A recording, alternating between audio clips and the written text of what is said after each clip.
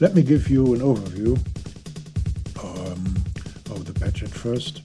The central clock is the same like in the last videos, and this clock clocks 4 different trigger sequencers, independent from each other. They are independent from each other. The first 2 sequencers sequence this rhythm section here down to the left: kick, snare, closed hi-hats and open hi-hats.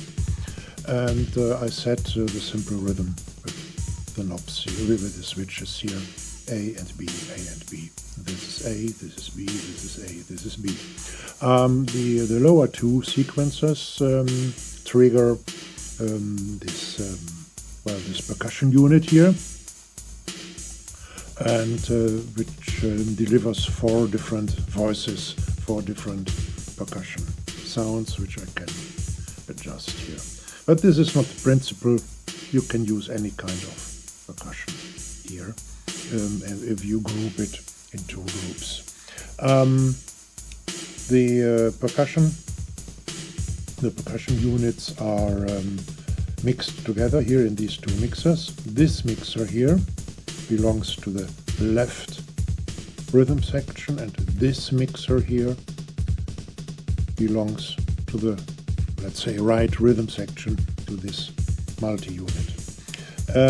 Both mixers, the output of both mixers are sent to the inputs of this mute module, and the output of the mute module, of course, is sent to the, let's say, audio section. One rhythm section is patched through reverb to the output, and the other through delay and EQ to the output.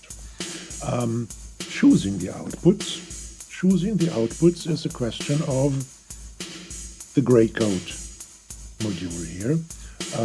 The gray code module is clocked by the LFO, and I choose only one output of the gray code module to trigger this mute unit. And always when an impulse comes in here at the CV input jack, it switches from one input to the other input. I could have used 2 inputs here and 2 inputs here, so it would switch between these 2 groups, but I don't need to do so.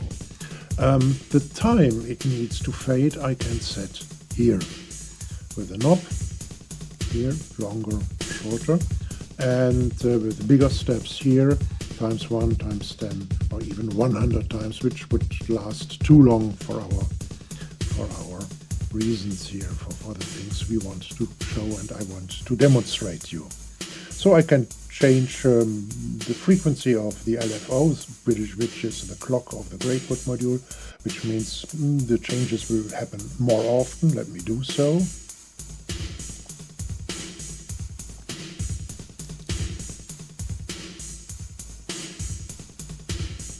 And if the changes happens really fast, one after the other, then both rhythm sequences, these 2, or this one made by the upper 2 trigger sequences, and this one, the second one, made by by the lower 2 trigger sequences, they merge into each other, and we hear them both at the same time for a quite long time.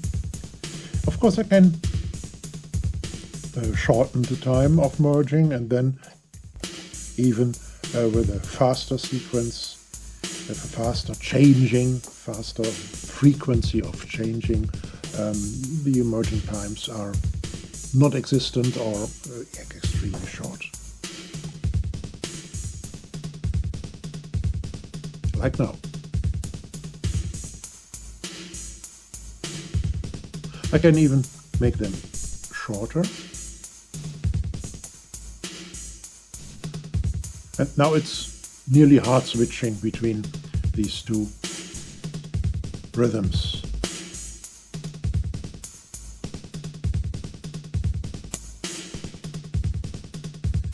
And I can make them longer again, so that there is a remarkable merging time, and I can make it even a little bit longer, a little bit 10 times longer. So I hear both of them most of the time. Most of the times. One getting louder, the other getting less loud, fading out.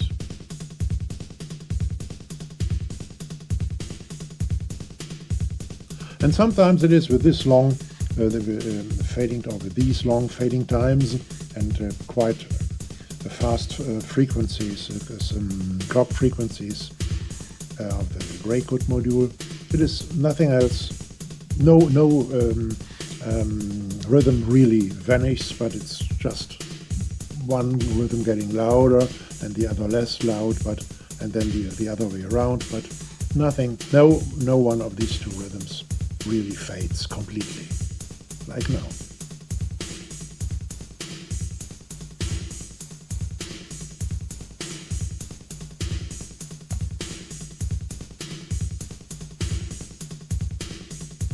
Alright, let me reduce the frequency again.